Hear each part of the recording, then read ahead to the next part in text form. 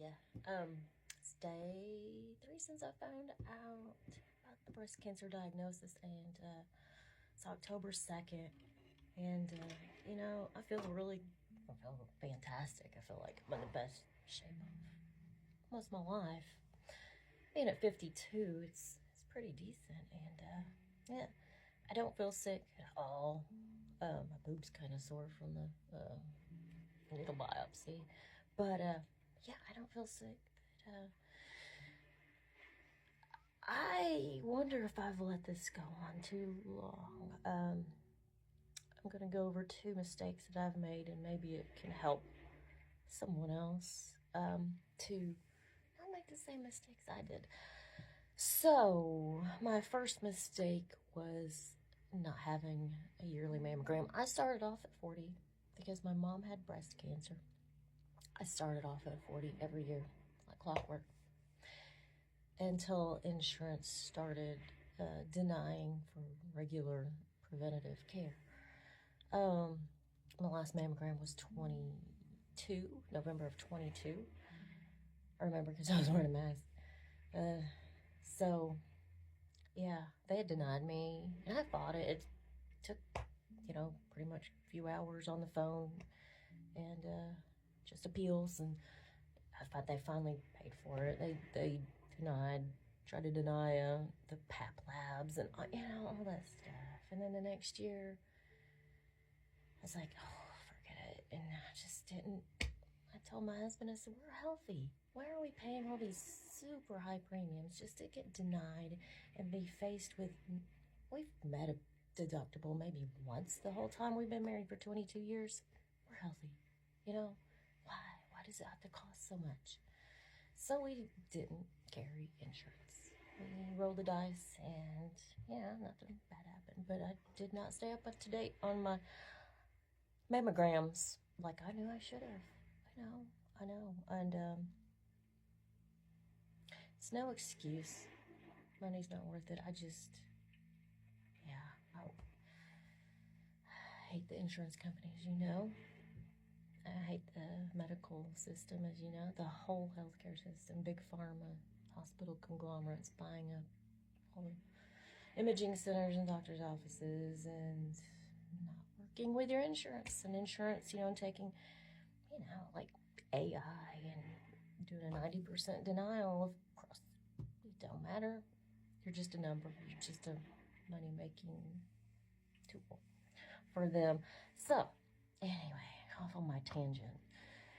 I felt a lump at the beginning of this year, and I thought I was, as you know, a woman with dense fibrous breast tissue have a tendency to develop what's called cysts.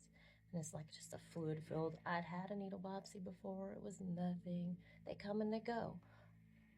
Caffeine makes more. So, yeah, I'm addicted to coffee. I love it. And so I did not give up coffee, and I had them. They started staying like a month or two, and then they finally go away. And, I just didn't think anything of it. But this one stayed in the right, and it stayed. I don't know. I started feeling at the beginning of this year. I started to be concerned when we were on vacation at the end of April. I still felt it, and I was like, oh, this just don't feel right. So I got on some kind of health insurance. It's not health insurance. It is his employer offers health plans. Reference-based pricing. If you want to look that up, it's it's a great sounding model, the way they market it, but yeah, look up the reviews and people getting stuck. If the hospital or the provider doesn't want to negotiate those fair prices, they stick you with the bill, and you, like my first place I was gonna get it done at Baptist here in Paducah, and they weren't gonna work with Imagine 360, my health plan, and they absolutely refused to negotiate, and they said you will owe $26,000 for a biopsy. So that's when I had to go to Cincinnati. That was like the closest. That was an ordeal, but anyway, it was worth the drive. Pink Ribbon by ProScan in Cincinnati. Wonderful place, by the way, worth the 5 hour drive. But there's my first mistake. I didn't have my regular mammograms. And those of you who are underinsured or no insurance, you know how I feel. You know, I've had many of my clients and friends, why didn't you keep up? You know your mom had her breast cancer, and I just down.